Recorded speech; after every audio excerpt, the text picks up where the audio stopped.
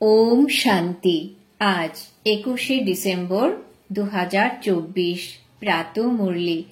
বাবা বলেছেন, মিষ্টি বাচ্চারা, সত্যিকারের উপার্জন করার পুরুষার্থ সর্বপ্রথমে নিজে করো, তারপরে নিজের আত্মীয় পরিজনদেরও করাও। Charity begins at home. আজকের মুরলির প্রশ্ন, সুখ বা শান্তি প্রাপ্ত করার বিধি কি? উত্তর, পবিত্রতা। যেখানে পবিত্রতা রয়েছে সেখানে সুখ শান্তি রয়েছে। বাবা পবিত্র দুনিয়া সত্যযুগের স্থাপনা করেন, সেখানে বেকার থাকে না। যারা দেবতাদের পূজারী তারা কখনো এমন প্রশ্ন করতে পারে না যে বেকার ব্যতীত দুনিয়া চলবে কিভাবে। এখন তোমাদের শান্তির দুনিয়ায় যেতে হবে, তাই এই পতিত দুনিয়াকে ভুলতে হবে। শান্তিধাম ও সুখধামকে স্মরণ করতে হবে। ওম শান্তি। ওম শান্তির অর্থ তো বাচ্চাদের বোঝানো হয়েছে।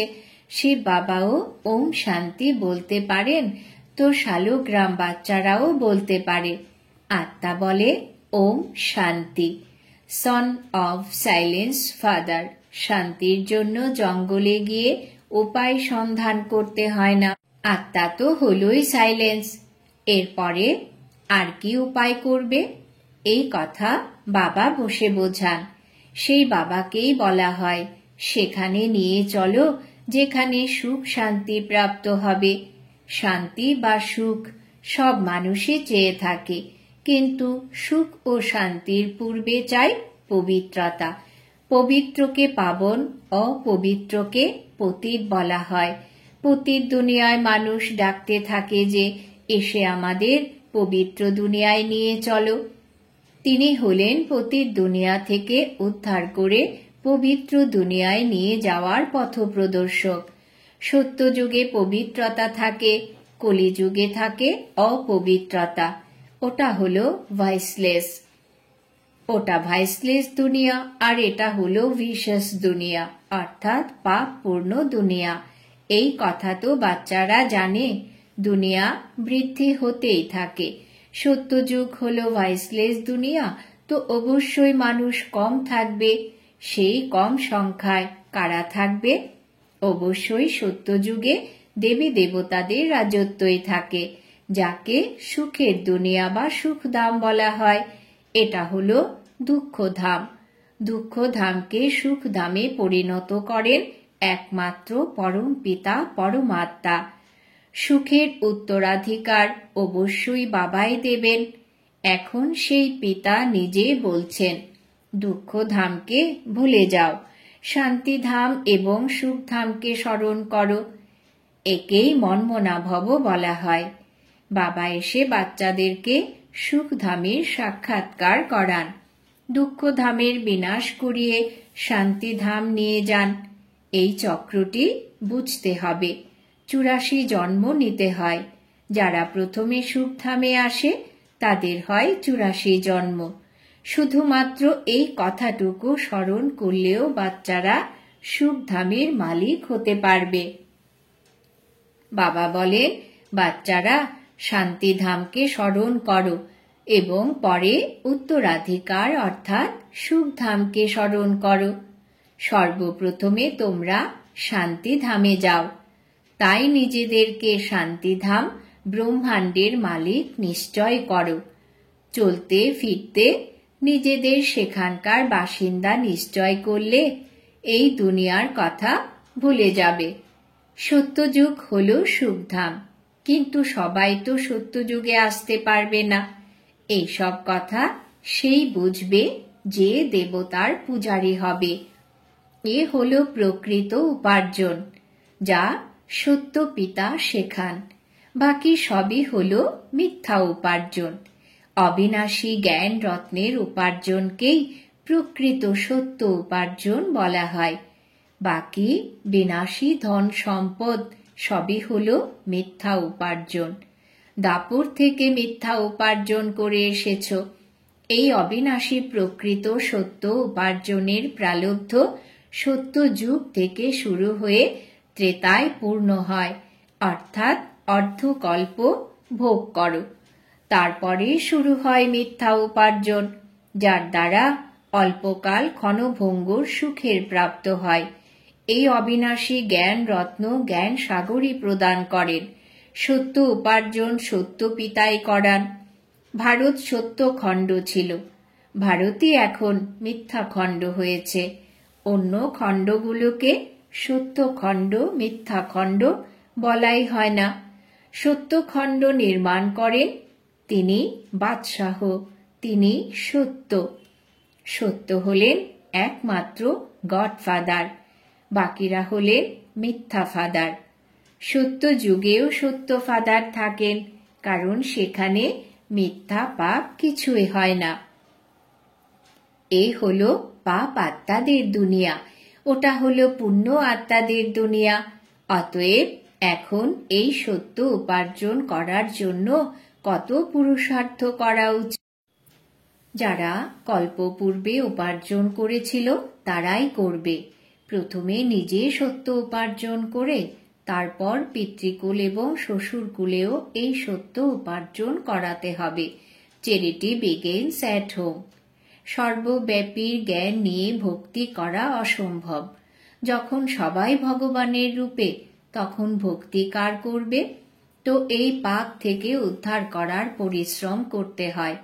সন্ন্যাসীরা চ্যারিটি বিগিনস অ্যাট হোম করবে কিভাবে? প্রথমে তো তারা ঘরের কথা বলতেই চায় না। বলো, কেন বলো না? জানা তো উচিত, তাই না? বললে কি হবে, অমুক ঘরের ছিলে, পরে সন্ন্যাস ধারণ করেছ। আর বাচ্চারা, তোমাদের জিজ্ঞাসা করলে তোমরা তো চট করেই বলতে পারো। সন্ন্যাসীদের অনেক ফলোয়ার্স থাকে, তারা যদি বসে বলে যে ভগবান এক, তবে তো সবাই তাদের জিজ্ঞাসা করবে, কে তোমাকে এই জ্ঞান দিয়েছে? যদি বলে বিকেরা দিয়েছে, তাহলে তো তাদের পুরো ব্যবসা শেষ হয়ে যাবে। এইভাবে কে নিজের সম্মান খোয়াবে? তখন কেউ ভোজন দান করবে না। তাই সন্ন্যাসীদের বলার অসুবিধে আছে। সবচেয়ে প্রথমে তো নিজের আত্মীয় পরিজনদেরকে জ্ঞান প্রদান করে সত্য উপার্জন করতে হবে, যাতে তারাও 21 জন্মের সুখ প্রাপ্ত করে। কথা তো খুব সহজ, কিন্তু ড্রামায় এত শাস্ত্র মন্দির ইত্যাদি থাকাটাও পূর্ব নির্ধারিত।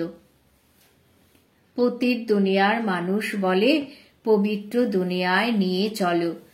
সত্য যুগ পার হয়ে গেছে, 5000 বছর হয়েছে। তারা তো কলিযুগের আয়ু 1,00,000 বছর বলে দিয়েছে। তাহলে পরে মানুষ বুঝবে কিভাবে যে সুখধাম কোথায়, কবে হবে? তারা তো বলে মহাপ্রলয় হয়, তারপরে সত্যযুগ হয়। সর্বপ্রথমে শ্রীকৃষ্ণ শিশুরূপে পায়ের আঙ্গুল মুখে নিয়ে অশ্বত্থ গাছের পাতায় আসেন। তারা কোথাকার কথা কোথায় নিয়ে গেছে। এখন বাবা বলেন, ব্রহ্মার দ্বারা আমি সব বেদ শাস্ত্রের সার বলি। তাই বিষ্ণুর নাভি কমল থেকে ব্রহ্মাকে দেখানো হয়েছে এবং তারপরে হাতে শাস্ত্র দিয়ে দিয়েছে। এবারে ব্রহ্মা তো নিশ্চয়ই এখানে থাকবেন। সূক্ষ্ম বতনে তো শাস্ত্র থাকবে না, তাই না? ব্রহ্মার এখানেই থাকা উচিত। বিষ্ণু লক্ষ্মী নারায়ণের রূপও তো এখানেই হয়। যিনি ব্রহ্মা তিনিই বিষ্ণু হন, তারপরে বিষ্ণু, আবার পরে ব্রহ্মা হন। এবারে ব্রহ্মা থেকে বিষ্ণুর উৎপত্তি হয় নাকি বিষ্ণু থেকে ব্রহ্মার? এই সব বুঝবার বিষয়, কিন্তু এই কথাগুলো বুঝবে সে যে ভালোভাবে পড়াশোনা করবে। বাবা বলেন, যতক্ষণ না তোমাদের দেহ ত্যাগ হচ্ছে ততক্ষণ বুঝতেই থাকবে। তোমরা একেবারে 100% বোধহীন কাঙাল হয়ে গেছো। তোমরাই বুদ্ধিমান দেবী দেবতা ছিলে, এখন পুনরায় দেবী দেবতায় পরিণত হচ্ছ। মানুষ তো তা বানাতে পারে না। তোমরা সেই দেবতা ছিলে, তারপরে 84 জন্ম নিতে নিতে একদম কলাহীন হয়ে পড়েছ। তোমরা সুখধামে খুব সুখে শান্তিতে ছিলে, এখন অশান্তিতে আছো। তোমরা 84 জন্মের হিসেব বলে দিতে পারো। ইসলাম, বৌদ্ধ, শিখ, খ্রিস্টান, মঠ, পথ পন্থ সব কত জন্ম নেবে? এই হিসেব করা তো সহজ। স্বর্গের মালিক তো ভারতবাসী হবে। বৃক্ষের চারা রোপণ হচ্ছে, তাই না? এ হলো বোঝানোর বিষয়। নিজে বুঝলে তো প্রথমে নিজের মাতা পিতা ভাই বোনদের জ্ঞান দিতে হবে। গৃহস্থে থেকে পদ্ম ফুলের মতন থাকতে হবে। তারপরে চ্যারিটি বিগিনস অ্যাট হোম। পিতৃকুল শ্বশুরকুলে নলেজ দিতে হবে। ব্যবসা ইত্যাদিতে সবচেয়ে প্রথমে নিজের ভাইদের ভাগে নিযুক্ত করা হয়। এখানেও ঠিক সেই রকম। গায়নও আছে, সেই কন্যাই শ্রেষ্ঠ যে পিতৃকুল এবং শ্বশুরকুলের উদ্ধার করে। অপবিত্ররা উদ্ধার করতে পারে না। তবে কোন কন্যা? এই ব্রহ্মার কন্যা। ব্রহ্মা কুমারী আছে না? এখানে কুমারী ও অধর কুমারীদের মন্দির আছে, তাই না? এখানে তোমাদের স্মৃতিচিহ্ন তৈরি হয়ে আছে। আমরা আবার এসেছি ভারতকে স্বর্গে পরিণত করতে। এই দিলওয়ারা মন্দির সঠিকভাবে তৈরি হয়েছে। ওপরে স্বর্গ দেখানো হয়েছে, কিন্তু স্বর্গ তো আছে এখানেই। রাজযোগের তপস্যাও এখানেই হয়। যাদের মন্দির তাদের তো এই কথা জানা উচিত, তাই না? এখানে ভেতরে জগৎপিতা জগদম্বা আদি দেব আদি দেবী বসে আছেন। আচ্ছা, আদিদেব কার সন্তান? শিব বাবার। কুমারী কন্যা অধর কুমারী সবাই রাজযোগে বসে আছে। বাবা বলেন, মন্মনা ভব, তাহলে তোমরা বৈকুণ্ঠের মালিক হবে। মুক্তি জীবন মুক্তি ধামকে স্মরণ করো। এটাই হলো তোমাদের সন্ন্যাস। জৈন ধর্মের মানুষদের সন্ন্যাস প্রক্রিয়া খুব কঠিন। মাথার চুল একটা একটা করে টেনে ছিঁড়ে তোলার কঠোর নিয়ম আছে। এখানে তো হলোই সহজ রাজযোগ। এটা হলো প্রবৃত্তি মার্গ। এও ড্রামায় নির্ধারিত রয়েছে। কোনো জৈন মুনি বসে নিজের নূতন ধর্ম স্থাপন করেন, কিন্তু তাকে তো আদি সনাতন দেবী দেবতা ধর্ম তো বলা হবে না, তাই না? সেটা তো এখন প্রায় লুপ্ত। কেউ জৈন ধর্ম প্রচার করেছে আর সেই ধর্ম চলেছে। এও ড্রামায় রয়েছে। আদিদেবকে পিতা এবং জগদম্বাকে মাতা বলা হবে। এই কথা তো সবাই জানে যে আদিদেব হলেন ব্রহ্মা, আদম বিবি অ্যাডাম ইভও বলা হয়। খ্রিস্টানরা জানে না যে অ্যাডাম ইভ এখন তপস্যা করছেন। মনুষ্য সৃষ্টির বংশলতিকার এরাই হলেন হ্যাট। এই রহস্য বাবা বসে বোঝান। শিবের এত মন্দির আছে বা লক্ষ্মী নারায়ণের মন্দির আছে, তো তাদের জীবন কাহিনী জানা উচিত, তাই না? এই কথাও জ্ঞান সাগর বাবা বসে বোঝান। পরম পিতা পরমাত্মাকেই নলেজফুল, জ্ঞানের সাগর, আনন্দের সাগর বলা হয়। পরমাত্মার মহিমা কোনো সাধু সন্ন্যাসী ইত্যাদি জানে না। তারা তো বলে পরমাত্মা হলেন সর্বব্যাপী। তাহলে মহিমা করা হবে কার? পরমাত্মাকে না জানার জন্য নিজেদেরকে শিবহোম বলে দেয়। তা না হলে পরমাত্মার মহিমা কত বিশাল। তিনি তো হলেন মনুষ্য সৃষ্টির বীজ রূপ। মুসলমানরাও বলে খোদা আমাদের জন্ম দিয়েছেন, সুতরাং আমরা হলাম তারই রচনা। এক রচনা আরেক রচনাকে উত্তরাধিকার প্রদান করতে পারে না। ক্রিয়েশন ক্রিয়েটরের কাছ থেকে উত্তরাধিকার প্রাপ্ত করে। এই কথা কেউ বুঝতে পারে না। তিনি হলেন বীজ রূপ, সত্য চৈতন্য। সৃষ্টির আদি মধ্য অন্তের জ্ঞান তার আছে। বীজ ব্যতীত আদি মধ্য অন্তের জ্ঞান কোনো মানুষেরই থাকতে পারে না। বীজ চৈতন্য, তো নলেজও অবশ্যই তার মধ্যে হবে। তিনি এসে তোমাদের সম্পূর্ণ সৃষ্টির আদি মধ্য অন্তের জ্ঞান প্রদান করেন। এরও বোর্ডও লাগিয়ে দেওয়া উচিত যে এই চক্রকে জানলে তোমরা সত্যযুগের চক্রবর্তী রাজা বা স্বর্গের রাজা হবে। কতখানি সহজ এই কথা!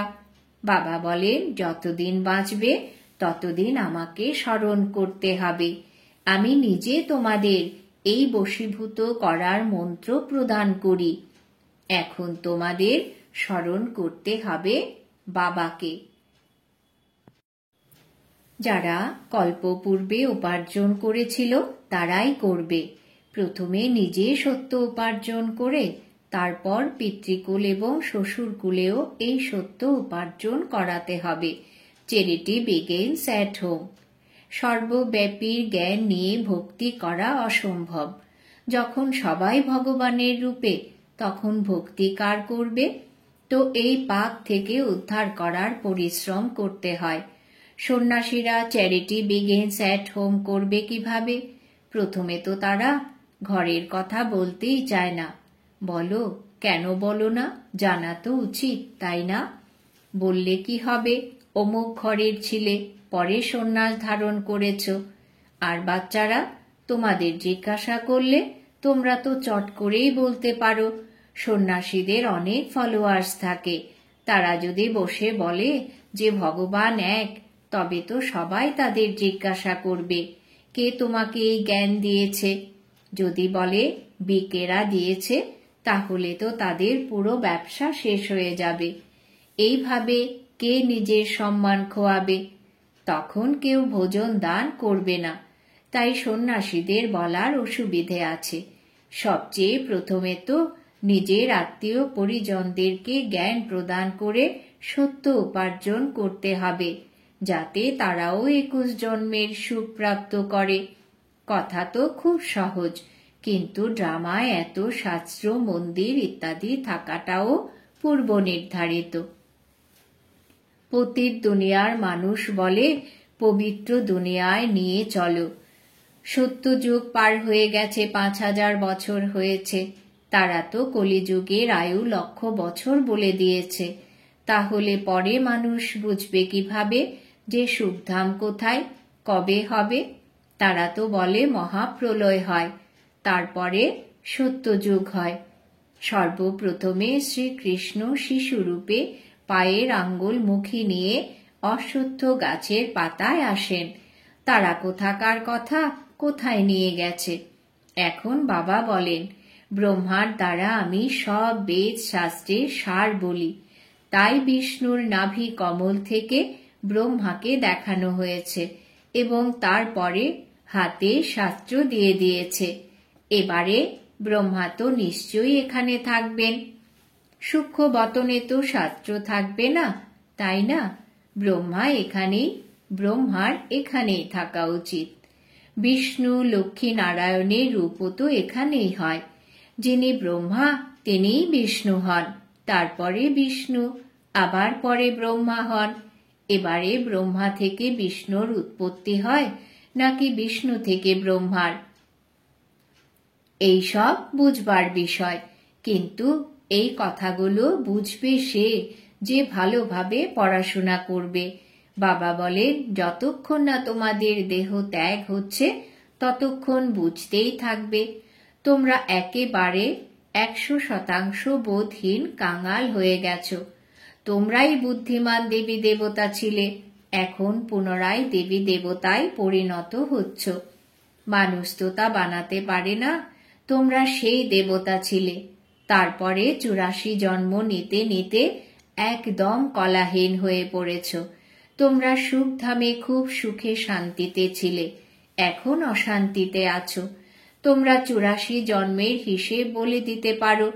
ইসলাম, বৌদ্ধ, শিখ, খ্রিস্টান, মঠ, পথ, পন্থ সব কত জন্ম নেবে? এই হিসেব করা তো সহজ। স্বর্গের মালিক তো ভারতবাসী হবে। বৃক্ষের চারা রোপণ হচ্ছে, তাই না? এ হলো বোঝানোর বিষয়। নিজে বুঝলে তো প্রথমে নিজের মাতা পিতা ভাই বোনদের জ্ঞান দিতে হবে। গৃহস্থে থেকে পদ্ম ফুলের মতন থাকতে হবে। তারপরে চ্যারিটি বিগিনস অ্যাট হোম। পিতৃকুল শ্বশুরকুলে নলেজ দিতে হবে। ব্যবসা ইত্যাদিতে সবচেয়ে প্রথমে নিজের ভাইদের ভাগে নিযুক্ত করা হয়। এখানেও ঠিক সেই রকম। গায়নও আছে, সেই কন্যাই শ্রেষ্ঠ। যে পিতৃকুল এবং শ্বশুরকুলের উদ্ধার করে। অপবিত্ররা উদ্ধার করতে পারে না। তবে কোন কন্যা? এই ব্রহ্মার কন্যা ব্রহ্মা কুমারী আছে না? এখানে কুমারী ও অধর কুমারীদের মন্দির আছে, তাই না? এখানে তোমাদের স্মৃতিচিহ্ন তৈরি হয়ে আছে। আমরা আবার এসেছি ভারতকে স্বর্গে পরিণত করতে। এই দিলওয়ারা মন্দির সঠিকভাবে তৈরি হয়েছে। ওপরে স্বর্গ দেখানো হয়েছে, কিন্তু স্বর্গ তো আছে এখানেই। রাজযোগের তপস্যাও এখানেই হয়। যাদের মন্দির তাদের তো এই কথা জানা উচিত, তাই না? এখানে ভেতরে জগৎপিতা, জগদম্বা, আদিদেব, আদি দেবী বসে আছেন। আচ্ছা, আদিদেব কার সন্তান? শিব বাবার। কুমারী, কন্যা, অধর কুমারী সবাই রাজযোগে বসে আছে। বাবা বলেন, মন্মনা ভব, তাহলে তোমরা বৈকুণ্ঠের মালিক হবে। মুক্তি, জীবন মুক্তি ধামকে স্মরণ করো। এটাই হলো তোমাদের সন্ন্যাস। জৈন ধর্মের মানুষদের সন্ন্যাস প্রক্রিয়া খুব কঠিন। মাথার চুল একটা একটা করে টেনে ছিঁড়ে তোলার কঠোর নিয়ম আছে। এখানে তো হলোই সহজ রাজযোগ। এটা হলো প্রবৃত্তি মার্গ। এও ড্রামায় নির্ধারিত রয়েছে। কোনো জৈন মুনি বসে নিজের নূতন ধর্ম স্থাপন করেন, কিন্তু তাকে তো আদি সনাতন দেবী দেবতা ধর্ম তো বলা হবে না, তাই না? সেটা তো এখন প্রায় লুপ্ত। কেউ জৈন ধর্ম প্রচার করেছে আর সেই ধর্ম চলেছে। এও ড্রামায় রয়েছে। আদিদেবকে পিতা এবং জগদম্বাকে মাতা বলা হবে। এই কথা তো সবাই জানে যে আদিদেব হলেন ব্রহ্মা, আদম, বিবি, অ্যাডাম, ইভও বলা হয়। খ্রিস্টানরা জানে না যে অ্যাডাম, ইভ এখন তপস্যা করছেন। মনুষ্য সৃষ্টির বংশলতিকার এরাই হলেন হ্যাট। এই রহস্য বাবা বসে বোঝান। শিবের এত মন্দির আছে বা লক্ষ্মী নারায়ণের মন্দির আছে, তো তাদের জীবন কাহিনী জানা উচিত, তাই না? এই কথাও জ্ঞান সাগর বাবা বসে বোঝান। পরম পিতা পরমাত্মাকেই নলেজফুল, জ্ঞানের সাগর, আনন্দের সাগর বলা হয়। পরমাত্মার মহিমা কোনো সাধু, সন্ন্যাসী ইত্যাদি জানে না। তারা তো বলে পরমাত্মা হলেন সর্বব্যাপী। তাহলে মহিমা করা হবে কার? পরমাত্মাকে না জানার জন্য নিজেদেরকে শিবহোম বলে দেয়। তা না হলে পরমাত্মার মহিমা কত বিশাল। তিনি তো হলেন মনুষ্য সৃষ্টির বীজ রূপ। মুসলমানরাও বলে খোদা আমাদের জন্ম দিয়েছেন, সুতরাং আমরা হলাম তারই রচনা। এক রচনা আরেক রচনাকে উত্তরাধিকার প্রদান করতে পারে না। ক্রিয়েশন ক্রিয়েটরের কাছ থেকে উত্তরাধিকার প্রাপ্ত করে। এই কথা কেউ বুঝতে পারে না। তিনি হলেন বীজ রূপ, সত্য, চৈতন্য। সৃষ্টির আদি মধ্য অন্তের জ্ঞান তার আছে। বীজ ব্যতীত আদি মধ্য অন্তের জ্ঞান কোনো মানুষেরই থাকতে পারে না। বীজ চৈতন্য, তো নলেজও অবশ্যই তার মধ্যে হবে। তিনি এসে তোমাদের সম্পূর্ণ সৃষ্টির আদি মধ্য অন্তের জ্ঞান প্রদান করেন। এরও বোর্ডও লাগিয়ে দেওয়া উচিত যে এই চক্রকে জানলে তোমরা সত্যযুগের চক্রবর্তী রাজা বা স্বর্গের রাজা হবে। কতখানি সহজ এই কথা। বাবা বলেন, যতদিন বাঁচবে ততদিন আমাকে স্মরণ করতে হবে। আমি নিজে তোমাদের এই বশীভূত করার মন্ত্র প্রদান করি। এখন তোমাদের স্মরণ করতে হবে বাবাকে। স্মরণের দ্বারাই বিকর্ম বিনাশ হবে। এই সদর্শন চক্র ঘুরতে থাকলে মায়ার মাথা কাটা যাবে। আমি তোমাদের আত্মাকে পবিত্র করে ফিরিয়ে নিয়ে যাব। তারপরে তোমরা শতপ্রধান শরীর ধারণ করবে। সেখানে বিকার থাকে না। তারা বলে, বেকার না থাকলে সৃষ্টি চলবে কিভাবে? তাদের বলো, তোমরা বোধহয় দেবতাদের পূজারী নও, লক্ষ্মী নারায়ণের মহিমা বর্ণনা করা হয় সম্পূর্ণ নির্বিকারী। জগদম্বা জগৎপিতা হলেন নির্বিকারী। রাজযোগের তপস্যা করে পতিত থেকে পবিত্র স্বর্গের মালিক হয়েছেন। তপস্যা করাই হয় পূর্ণ আত্মা হওয়ার জন্য। আচ্ছা, মিষ্টি মিষ্টি হারানিধি বাচ্চাদের প্রতি মাতা পিতা বাপদাদার স্মরণের স্নেহ সুমন আর সুপ্রভাত। আত্মাদের পিতা তার আত্মারূপী বাচ্চাদের জানাচ্ছেন নমস্কার। আমরা আত্মারূপী বাচ্চারা আমাদের মাতা পিতা বাপ দাদাকে জানাই স্মরণের স্নেহ সুমন, সুপ্রভাত, নমস্কার। ধারণার জন্যে মুখ্য সার। 1. এই পুরনো দুনিয়াকে বুদ্ধির দ্বারা ভুলে যেতে, চলতে ফিরতে নিজেকে শান্তিধামের বাসিন্দা ভাবতে হবে। শান্তিধাম ও সুখধামকে স্মরণ করে প্রকৃত সত্য উপার্জন করতে হবে এবং অন্যদেরও করাতে হবে। 2. রাজযোগের তপস্যা করে নিজেকে পূর্ণ আত্মা বানাতে হবে। মায়ার গলা কাটতে সদর্শন চক্র যেন সদা ঘুরতে থাকে। বরদান। বাবাজ বরদান দিয়েছেন সম্পন্নতার দ্বারা সদা সন্তুষ্টতার অনুভবকারী সম্পত্তিবান ভব। সম্পন্নতার দ্বারা সদা সন্তুষ্টতার অনুভবকারী সম্পত্তিবান ভব। ব্যাখ্যা। স্বরাজ্যের সম্পত্তি হল জ্ঞান, গুণ আর শক্তি। যারা এই সকল সম্পত্তিতে সম্পন্ন স্বরাজ্য অধিকারী, তারাই সদা সন্তুষ্ট থাকে। তাদের কাছে অপ্রাপ্তির নাম লক্ষণ নেই। লৌকিকের ইচ্ছেগুলিও অবিদ্যা, একে বলা হবে সম্পত্তিবান। তারা সদা দাতা হবে, কোনো কিছু চাইবে না। তারা অখণ্ড সুখ শান্তিময় স্বরাজ্যের অধিকারী হবে। কোনো প্রকারের পরিস্থিতি তাদের অখণ্ড শান্তিকে খণ্ডিত করতে পারবে না। স্লোগান। জ্ঞান নেত্রের দ্বারা যারা 3 কাল আর 3 লোককে জানে, তারাই হল মাস্টার নলেজফুল। জ্ঞান নেত্রের দ্বারা যারা 3 কাল আর 3 লোককে জানে, তারাই হল মাস্টার নলেজফুল। আজকের সমান আমি সম্পত্তিবান আত্মা। ওম শান্তি।